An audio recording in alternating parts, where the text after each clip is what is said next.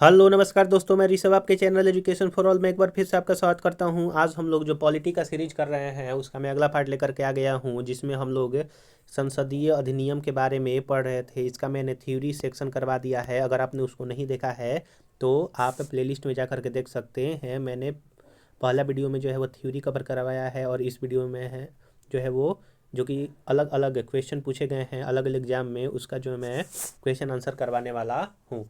मैं जो है polity chapter wise theory plus MCQ जो है वो करवा रहा हूँ। इसमें लगभग मैंने 62 से 63 आपका वीडियो जो है वो अपलोड कर दिया है। तो अगर आप उसको देखना चाहते हैं तो घटना चक्र पॉलिटी के नाम से प्लेलिस्ट बना हुआ है, आप जो है जा करके देख सकते हैं। अगर आप लूसेंट सीरीज करना चाहते हैं जो कि मेन टॉपिक होता है हर सब्जेक्ट का, तो उसका भी मैंने जो है वो लूसेंट सीरीज स्टार्ट किया है, आप जो है जा करके देख सकते हैं। अगर आप आरआरबी एएलपी और टेक्नीशियन का फॉर्म फिल किए हैं तो साइंस का अगर आप क्वेश्चन आंसर करना चाहते हैं तो उसका मैं प्रीवियस ईयर जो कि 2018 में पूछा गया है क्वेश्चन आंसर वन लाइनर के फॉर्म में मैं जो है करवा रहा हूँ। आप जो है जा करके देख सकते हैं, सभी का प्लेलिस्ट जो है वो बना हुआ है। तो चलिए हम लोग जो है देरी ना करते हुए स्टार्ट करते हैं। आज का पहला क्वेश्चन है कि किस वर्ष में खाद्य मिलावट निवारण अधिनियम प्रथम बार जो है वो लागू हुआ था? तो 1954 में जो है यह आपका लागू हुआ था।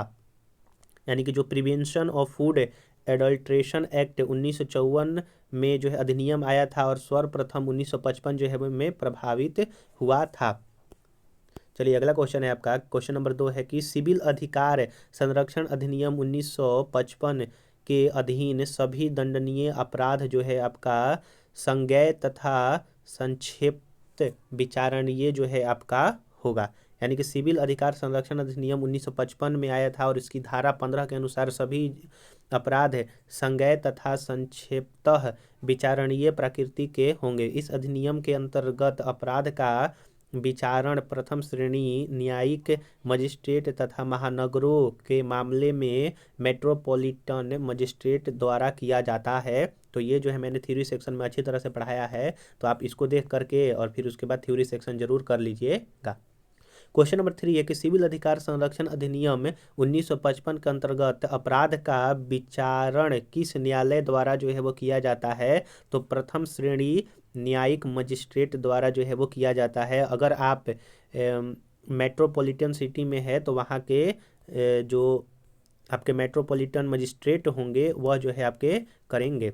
अगला क्वेश्चन है कि सिविल संरक्षण अधिनियम 1955 के अंतर्गत सभी दंडनीय अपराध जो होगा वो संज्ञेय तथा असामान्य होगा, और संज्ञेय तथा संक्षिप्त विचारणीय होगा। यानी कि ए और बी जो है वो दोनों आपका सही आंसर है। अगला क्वेश्चन है कि सिविल अधिकार संरक्षण अधिनियम 1955 के अधीन सभी अपराध जो होगा वो आपका संज्ञेय भी होगा और कारावास तथा जुर्माना दोनों से दंडनीय होगा। यानी कि ए और डी आपका दोनों आंसर हो जाएगा। सिविल अधिकार संरक्षण अधिनियम 1955 की धारा 15(1) के तहत दंड प्रक्रिया संहिता 1973 में किसी बात के होते हुए भी इस अधिनियम के अधीन दंडनीय हर अपराध संज्ञेय होगा। इस अधिनियम में दोषी व्यक्तियों के लिए कारावास और जुर्माना दोनों का प्रावधान है। अतः ए और डी जो है आपका दोनों सही है।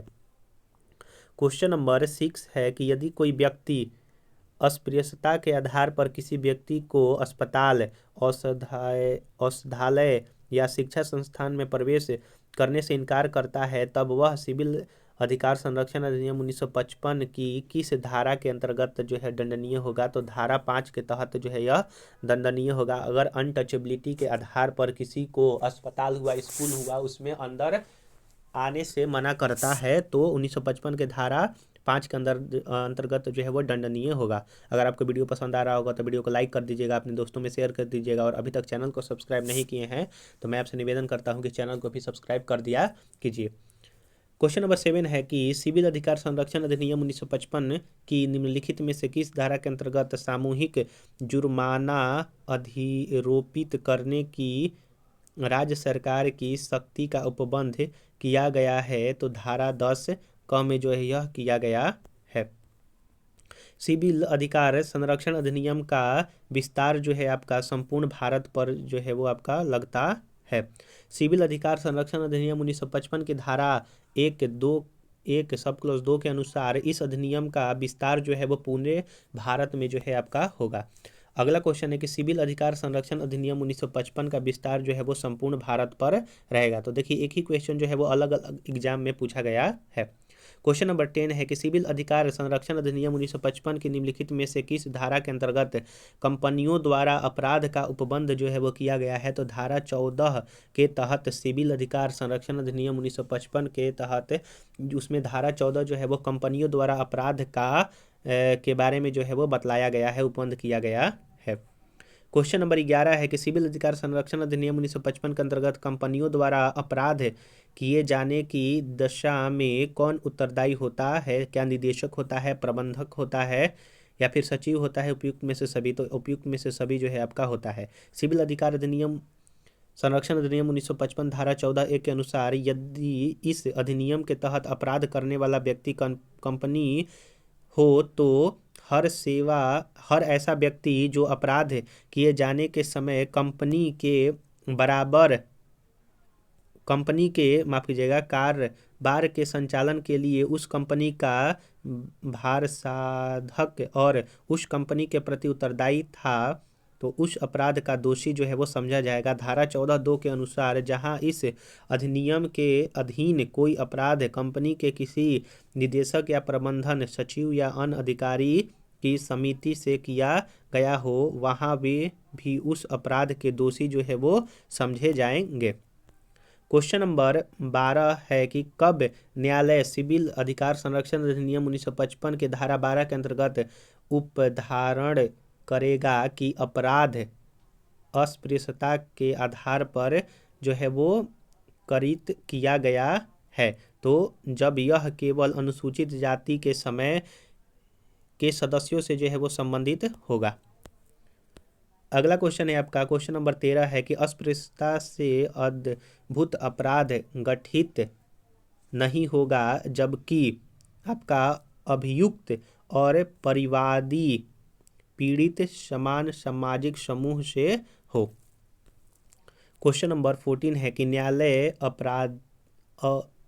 उपधारित कर सकता है कि अपराध गठित करने वाला कोई व्यक्ति अस्पृश्यता के आधार पर किया गया था यदि ऐसा अपराध के संबंध में किया गया हो। कौन सा? अनुसूचित जाति के सदस्य, अनुसूचित जनजाति के सदस्य हो या फिर आपका किसी भी समुदाय के सदस्य हो। तो अगर कोई न्यायालय अपराधित कर सकता है, अगर अपराध घटित करने का कोई अस्पृश्यता के आधार पर किया गया है, तो ऐसा तभी होगा जब अनुसूचित जाति के सदस्य हो, तभी ऐसा जो है वो हो सकता है। अगला क्वेश्चन है और ये धारा 12 के तहत किया जाता है और अस्पृश्यता का अंत जो है वो आपका आर्टिकल 17 में दिया गया है, जो कि एक मूल अधिकार है। सिविल अधिकार संरक्षण अधिनियम 1955 की निम्नलिखित में से किस धारा के अंतर्गत सद्भावनापूर्वक की गई कार्रवाई के लिए संरक्षण का उपबंध किया गया है? तो धारा 14 का के अंतर्गत जो है वो किया गया है, protection of action taken in a good faith. अगला है कि निम्नलिखित में से कौन सा जो है वो सुमेलित नहीं है? तो हिंदू विवाह अधिनियम 1955 में आया था, हिंदू उत्तराधिकारी अधिनियम 1956 में आया था, 73वां संविधान संशोधन, शहरी क्षेत्र के स्थानीय निकायों के चुनाव में महिलाओं के लिए स्थानों का संरक्षण जो है यह जो है आपका गलत है, और सती निरोध अधिनियम 1987 में जो है वो आया था।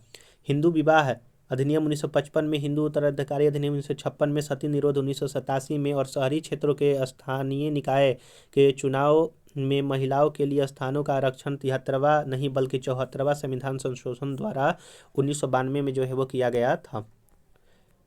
सूची 1 को सूची 2 से जो है वो मिलाना है। भारतीय सशस्त्र अधिनियम कब आया था? शाही पद अधिनियम का आया था। भारतीय उच्च न्यायालय अधिनियम और भारतीय विवाह विच्छेद अधिनियम जो है वो कब पारित हुआ था? तो आइए इसका जो है हम लोग डायरेक्ट आंसर देते हैं कि भारतीय सशस्त्र अधिनियम यानी कि शस्त्र जो अधिनियम था वो 1878 में आया था। शाही पद अधिनियम जो है आपका 1876 में आया था। भारतीय उच्च न्यायालय अधिनियम 1861 में आया था। वहीं भारतीय विवाह विच्छेद अधिनियम जो है वो 1869 ईस्वी में आया था। तो आप इसको अच्छी तरह से याद रखिएगा। घरेलू हिंसा से महिला संरक्षण अधिनियम कब लागू हुआ था? तो 26 अक्टूबर 2006 को जो है वो महिला संरक्षण अधिनियम जो है वो लागू किया गया था। यह 2005 में अधिनियम आया था और 26 अक्टूबर 2006 से यह जो है लागू हुआ था। निम्नलिखित में से कौन सामाजिक अधिनियम जो है वो आपका नहीं है? तो मीसा जो है वो सामाजिक अधिनियम नहीं है। एंटी डॉवरी एक्ट सामाजिक अधिनियम है। प्रोटेक्शन ऑफ सिविल राइट्स ये भी सामाजिक अधिनियम है। Protection of immoral traffic act ये भी सामाजिक अधिनियम है, लेकिन मीसा जो है आपका नहीं है। मीसा का मतलब होता है maintenance of internal security act नामक आंतरिक सुरक्षा अधिनियम है, जो कि 1971 में बना और 1977 में निरस्त कर दिया गया था। यह आंतरिक सुरक्षा के संदर्भ में बनाया गया अधिनियम था, अतः यह सामाजिक अधिनियम नहीं है। आप ये याद रखिएगा। तो ऑप्शन नंबर ए आपका सही आंसर हो जाएगा। क्वेश्चन नंबर 20 है कि भारतीय विधान के प्रावधान के अंतर्गत उपभोक्ताओं के अधिकार विशेषाधिकारों के संदर्भ में निम्नलिखित में से कौन सा कथन जो है वो आपका सही है? तो उपभोक्ताओं को खाद्य की जांच करने के लिए नमूने लेने का अधिकार आपका है। उपभोक्ताओं यदि उपभोक्ता मंच में अपनी शिकायत दर्ज करता है तो उससे इसके लिए कोई फीस नहीं देनी होती है। और तीसरा है आपका कि उपभोक्ता की मृत्यु हो जाने पर उसका वैधानिक उत्तराधिकार उसकी ओर से उपभोक्ता मंच में शिकायत दर्ज कर सकता है। तो केवल 1 और 3 जो है आपका सही है। 2 नंबर जो है वो गलती है। अगर आपको शिकायत करना होगा तो वहाँ पर कुछ ना कुछ जो है वो फी जमा करना होगा। यह जो है वर्ष 1986 में संसद द्वारा उपभोक्ता के अधिकार के संरक्षण के लिए उपभोक्ता संरक्षण अधिनियम 1986 जो है वो पारित किया गया था। क्वेश्चन नंबर 21 है कि क्रिमिनल ट्राइब्स एक्ट सर्वप्रथम कब अधिनियमित हुआ था? तो क्रिमिनल ट्राइब्स एक्ट जो है वो 1871 में आपका अधिनियमित किया गया था। क्वेश्चन नंबर 22 है कि अनुसूचित जाति और अनुसूचित जनजाति अधिनियम 1989 प्रस्तुत हुआ था, तो वो आपका जनवरी 1990 में जो है वो आपका प्रवृत्त हो गया था, यानी कि एक तरह से लागू हो गया था। अगला है कि अनुसूचित जाति और अनुसूचित जनजाति के किस अधिनियम के अंतर्गत अत्याचार निवारण कानून लागू किया गया? तो वो अधिनियम 1989 जो है वो लागू किया गया और 1990 में जो है वो पूरी तरह से भारतवर्ष में जो है वो लग गया। अनुसूचित जाति और अनुसूचित जनजाति अधिनियम 1989 में कुल कितने जो है वो आपके धारा दिया गया है? तो कुल जो है वो आपका 23 धारा जो है वो बनाया गया है अनुसूचित जाति और अनुसूचित जनजाति अधिनियम में। क्वेश्चन नंबर 25 है कि अनुसूचित जाति एवं अनुसूचित जनजाति अधिनियम 1989 के उद्देश्यों को क्रियान्वित करने के लिए नियम बनाने की शक्तियाँ किसे जो है वह प्राप्त है? तो केंद्र सरकार को जो है वो आपको प्राप्त है। आप ये याद रखिएगा। और इसमें जो है वो 23 धारा बताया गया है। तो हम लोग आज जो है वो 25 क्वेश्चन ही इसमें करेंगे। इसमें लगभग जो है वो 70-80 क्वेश्चन है, तो इसको मैं 2 से 3 पार्ट में जो है वो कवर करवा दूंगा। अगर आपने पीछे वाला वीडियो नहीं देखा है थ्योरी सेक्शन इसका, तो आप इस वीडियो को देखने के बाद जो है वो ज़रूर उसको देख लीजिएगा, ताकि आगे आने वाले जितने भी क्वेश्चन है वो आपको अच्छी तरह से समझ में आए। अगर आप रेलवे की तैयारी कर रहे हैं तो उसके लिए मैं साइंस का प्रीवियस ईयर जो है वो प्रैक्टिस सेट 1 लाइनर फॉर्म में स्टार्ट किया हूँ, आप जो है जा करके देख सकते हैं। तो चलिए हम लोग जो है अब अगले वीडियो मिलेंगे। अगले वीडियो में मिलने से पहले अगर आपने चैनल को सब्सक्राइब नहीं किया है तो चैनल को सब्सक्राइब कर दीजिएगा, शेयर कर दीजिएगा, और अभी तक वीडियो को लाइक नहीं किया है तो लाइक भी कर दिया कीजिएगा। चलिए हम लोग जो है अगले वीडियो में मिलेंगे, तब तक के लिए नमस्कार।